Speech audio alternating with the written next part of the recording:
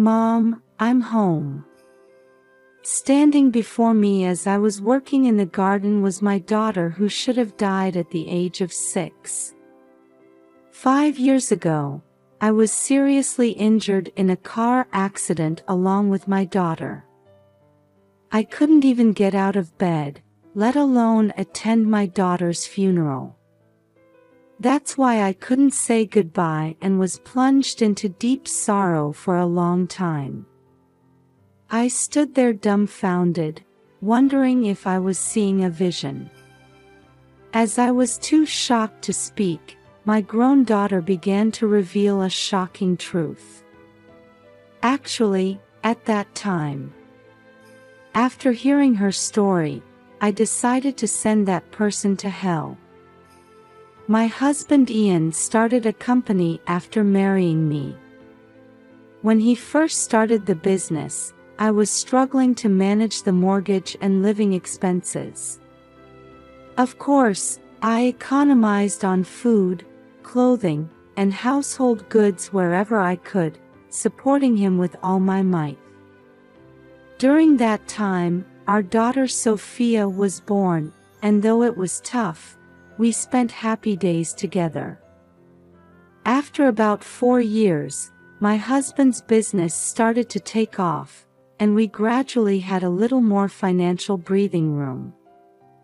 It's all thanks to you. Thank you. I was genuinely happy to hear his words of gratitude, and I felt I could work even harder. My hobby at that time was gardening, and my daughter always helped me water the plants. Sophia was bright, honest, and a very lovely daughter I was proud of. The time we spent together in the garden under the warm sunlight was our special moment. However, that happiness didn't last long. I started to feel lonely at home around the time Sophia turned 6. My husband's spending habits became extravagant, and he started coming home late more often. Sometimes I could smell women's perfume on the suits he asked me to take to the dry cleaners. I tried to convince myself that he had to socialize with business partners, but the uneasy feeling wouldn't go away. One day, after dropping my daughter off at kindergarten and catching my breath, I received a phone call from my husband. I forgot some documents I need for a meeting today. Bring them to the office right away. His voice sounded unusually flustered. Okay, where are the documents? They should be in the drawer of my desk in my room. It's a blue file. Hurry up and bring it. The call ended before I could even respond. I felt irritated by my husband's arrogant attitude. As his work got on track and his income increased, Ian changed.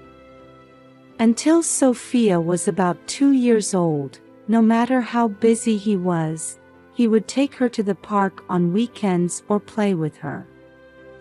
Before, even on ordinary days, he would often buy clothes, stuffed animals, or toys to please our daughter. However, he gradually started going out on weekends with various excuses and stopped being involved in childcare altogether. Moreover, he began to say terrible things like, "Who do you think you're able to live thanks to?" Or, "If you have any objections, say them after you earn as much as I do." I found the documents in my husband's desk drawer and headed to Ian's company. Later, I went out to buy a school bag for Sophia, who was about to start elementary school. She was so adorable, looking at various colorful bags and asking, "Mom, how about this one? Does it suit me?" I couldn't help but smile, forgetting all my complaints about my husband as we spent a lovely time together. The light purple bag with the lace-like pattern was cute. but the pink bag with the embroidery was lovely too. On the bus ride home, I smiled at the sight of my daughter sitting with her arms folded, pondering with a serious face. It's hard to decide, isn't it? We still have time, so you can think about it carefully. Yes. I'll find my absolute favorite. After that, we got off the bus at our usual stop, and when we were about 5 minutes away from home, I suddenly heard the loud engine sound of a sports car in the distance. When I turned around, I saw a car speeding towards us. I couldn't even scream, all I could do was instinctively hug Sophia.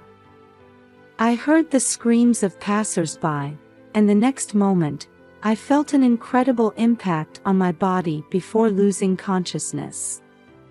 The next time I opened my eyes, I was in a hospital bed.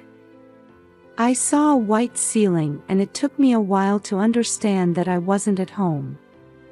We were looking at bags on our way home, then a car came towards us, and then my whole body ached just from breathing, and I could barely move, but all I could think about was my daughter's safety. I pressed the nurse call button, enduring the pain, and soon a nurse and doctor came running, saying they would contact Ian. Apparently, I had been asleep for 3 days. 30 minutes later, when he arrived at the hospital and entered the room, he looked at me and muttered, "So you're alive," then let out a sigh. "What about Sophia?" I asked my husband in a hoarse voice as he came to the side of the bed. By the time I got to the hospital, she was all ready. He told me without making eye contact, seeming to look off into the distance. When the ambulance arrived, my daughter was already in critical condition and treatment didn't help in time. No. Although I understood the meaning of his words, I was too shocked to even cry. It didn't feel real, as if I was having a bad dream. And while I was in the hospital, Sophia's funeral had already been completed. A month after the accident, when I was discharged and returned home, the house was eerily quiet. There was only a smiling photo of Sophia in the living room. Unable to see my daughter's final moments, I was consumed by deep despair. In the depths of my despair, I couldn't do anything and spent my days just crying. I even lost all interest in gardening, which I had loved so much. Why don't you try to look forward already? Sophia won't rest in peace if you keep being like this. My husband's words, sounding exasperated, reached my ears, but I couldn't accept them. I couldn't even imagine how to live a life without my daughter. That's impossible. No matter what I did or where I went, the hole in my heart couldn't be filled. I kept remembering how my daughter used to help me with cooking, folding laundry, and watering the garden, and tears would involuntarily flow. Perhaps disgusted by my state, Ian started spending more nights away from home. About 5 years after losing my daughter, my heart had recovered enough to engage in my old hobby of gardening. Who would have thought that nurturing plants could be so healing? Sophia used to help me water the plants too. There were many moments in my daily life when I would suddenly remember Sophia, but I no longer cried uncontrollably like before. I was gradually overcoming the past and starting to think about the future. On one such day, just before noon, I was out in the garden taking advantage of the good weather, rearranging flower pots while considering different combinations. That's when I heard a sound from the door connecting the parking lot to the garden. Who could it be? When I looked up, there stood my daughter who was supposed to have died 5 years ago. She had grown into a young woman, but I could still see traces of the Sophia I remembered. "Mom, I'm home," she called out hesitantly, and I was too surprised to say anything. I just stared at her in amazement, unable to move, wondering if I was dreaming or seeing some kind of illusion. "How?" That was all I could say after a while. "Mom, listen carefully. Actually," the shocking truth my daughter told me filled me with a rage I had never felt before. Everything had been orchestrated by Ian. Unforgivable. I decided to send my husband to hell. From now on, I would live for Sophia's happiness. I vowed not to cry anymore. A few weeks later, Ian was unusually spending his day off at home. "Honey, can I talk to you for a moment? Can you explain this?" I placed several photos in front of him as he was lounging on the sofa watching TV. They showed my husband entering various houses and supermarkets with an unknown woman. "What are these?" "I took them while following you. I've been suspecting you of having an affair because you've been coming home late or not coming home at all more often." He picked up the photos and laughed scornfully. "Since Sophia died, you've been moping around with a gloomy face every day, right? It's only natural not to want to come home when I see that." He tapped the photos with his finger and said brazenly, "This house is a place I'm renting near the office for work. That woman is the housekeeper. So of course she's going in and out of the house." "I see." Seeing my meek attitude, my husband grinned confidently. "Those photos don't prove anything." He crossed his arms and leaned back, seemingly emboldened. "Well, that might be fine, but..." Just as my husband looked puzzled by my words, my cell phone rang loudly. I answered the phone without any explanation. "What now? Is this conversation over?" As he spoke irritably, I showed him the video call screen, and his face changed instantly. "Hello, Mom. I had asked Sophia to call me." "Huh? What's going on?" "Actually, when she came to visit me, she had a smartphone hanging around her neck. She told me that Ian was managing her cell phone. So, I came up with the idea of registering Sophia's and my numbers under fake names in each other's phones, without Ian knowing, and asked for my daughter's cooperation. I might have forgiven you for the affair, but I can't forgive you for lying about Sophia's death. I want you to confess everything." Faced with the intensity of my daughter on the phone and me, my husband involuntarily stood up and stepped back. I could see his eyes darting around, clearly agitated. What Sophia had told me that day was unforgivable. When we had the accident, I was severely injured and taken to a hospital with an intensive care unit, but due to capacity issues, my daughter was taken to a different hospital. Ian had lied to me saying, "Our daughter died," and to Sophia saying, "Mom died." Furthermore, around the time our daughter was discharged, my husband rented a house in the neighboring town, saying, "It's better to be closer to the hospital for Sophia's rehabilitation." Sophia told me that soon after, a woman started living with you. You told Sophia she was an acquaintance of yours who would take care of her, didn't you? As I questioned him, sweat began to bead on my husband's forehead. That's right. I thought Sophia would be lonely if she was alone for long periods, so I hired that housekeeper in the photo. But that's strange, isn't it, Sophia? I asked, looking at my daughter's face through the screen. Yes. Because Stephanie, who Dad brought as a housekeeper, says mean things like she's going to marry Dad and that I'm in the way. Apparently, Stephanie, who started living in the same house, always came home late at night and was asleep when Sophia left for school. My daughter would prepare her own breakfast and go to school, and by the time she returned home, Stephanie would leave for work.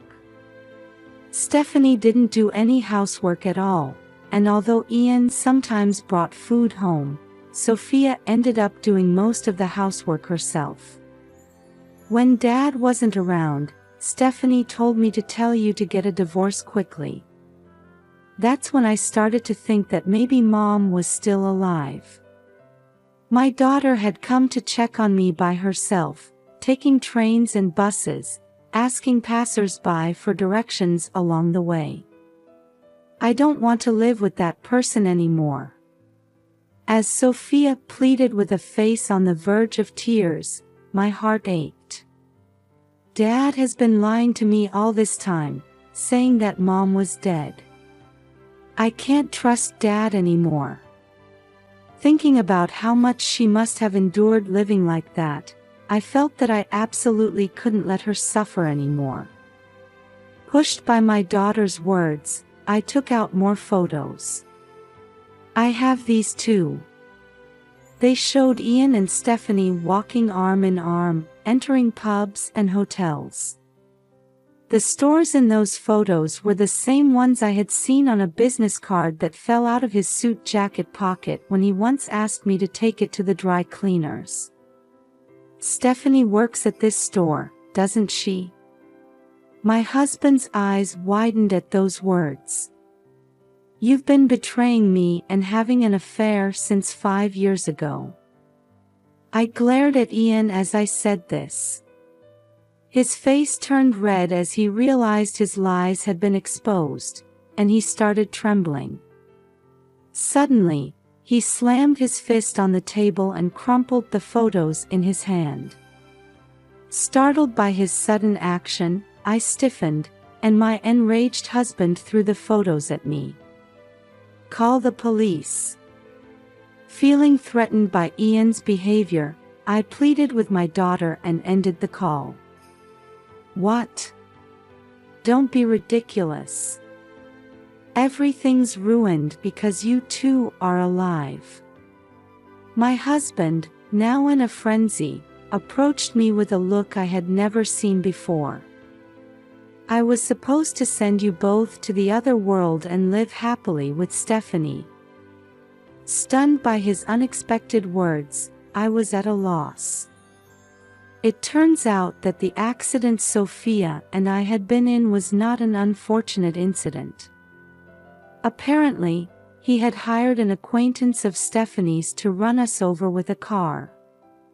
When we were seriously injured but our lives were not in danger, he was forced to change his plans and ended up living a double life between our home and his mistress's house. Of course, the story about having completed our daughter's funeral was also a lie. If you two had died in the accident as planned, I would have gained sympathy from everyone around me and even collected the insurance money.